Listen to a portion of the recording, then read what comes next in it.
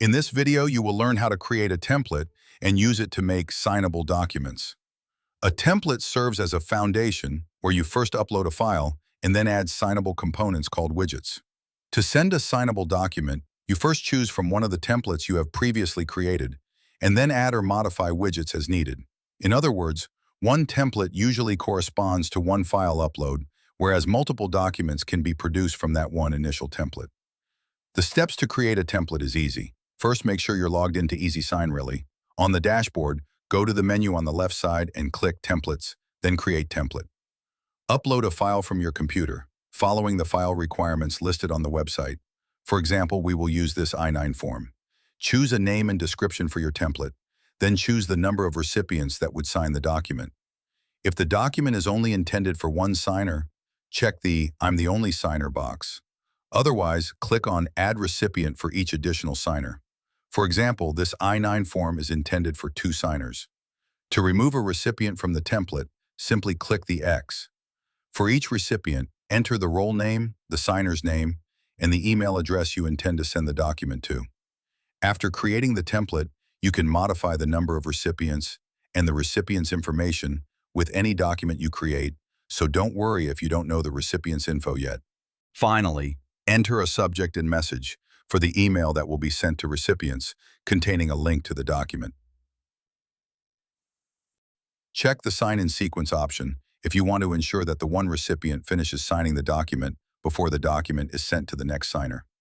Leave this unchecked if you want the document to be sent to all signers at once. If signing in sequence, click and drag each recipient box to change the order of recipients the document is sent to. After the template is initialized, you can click on Edit Details if you want to make changes to the information you entered previously. Otherwise, you can start adding signable widgets to the file.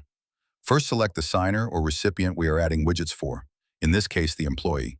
Examples of widgets include Signature, where the signer can either type or draw a signature, Initials, which is like a shorter form of a signature, Name, where the user can enter their name, Text Input, which comes with the ability to make it required or optional for the user to fill, an initial value, and the ability to change the font size to match at the documents. The Date widget allows the signer to provide dates in correct date format, such as when providing a date for the signature. If there are checkboxes or multiple choice questions on the document, the checkbox widget can be overlaid directly on top of the document's checkboxes, so signers can mark their selections. The recipients will see the widgets in the same places you've placed them. Continue to add new widgets of any type, change their settings and size to match the response spaces on the uploaded file, and move them around on the page to align them properly.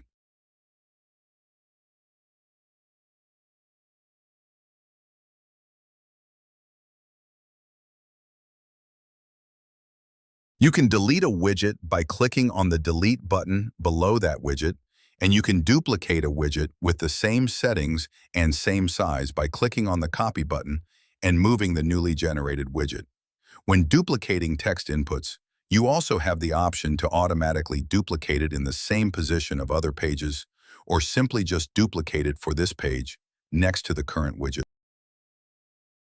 Use the arrow buttons on the top or scroll down to select another page. You can continue to add widgets for the recipient on other pages. Please note that at least one signature widget is required somewhere in the document for each recipient.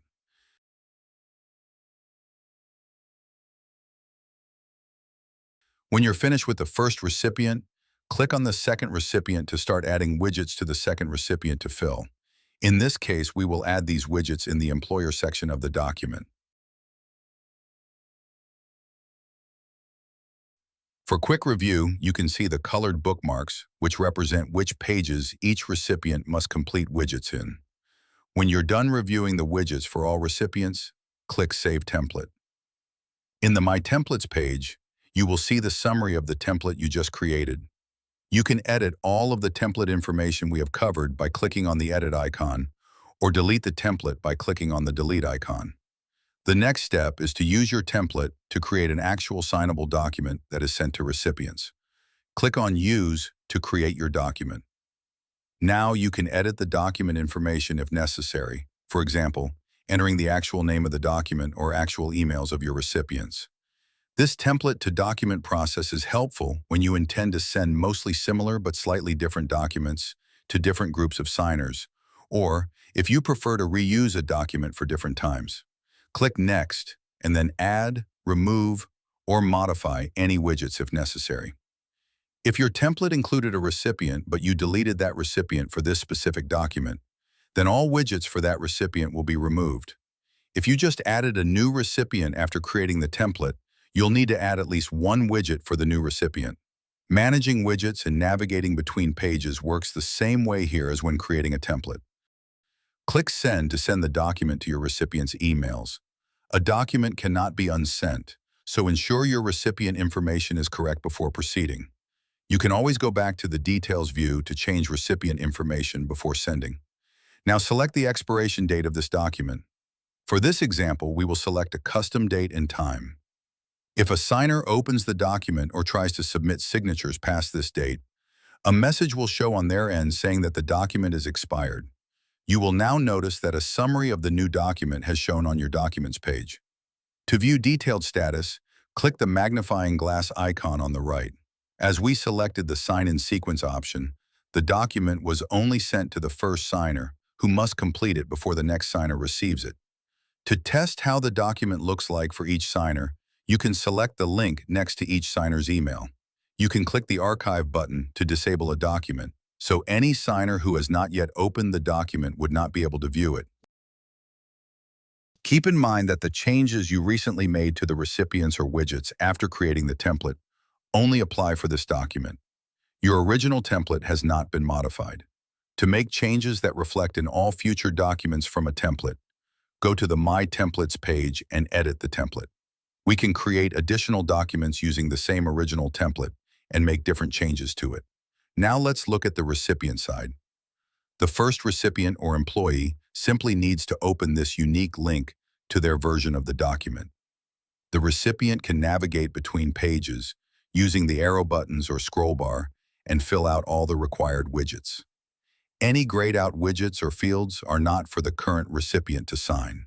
The platform will automatically move to the next page after the signer completed all widgets on the current page, making it more seamless for the signer. When finished, the recipient can click on Finish Signing. If the signer has forgotten to sign a widget, a message will be displayed saying to fill in all required widgets.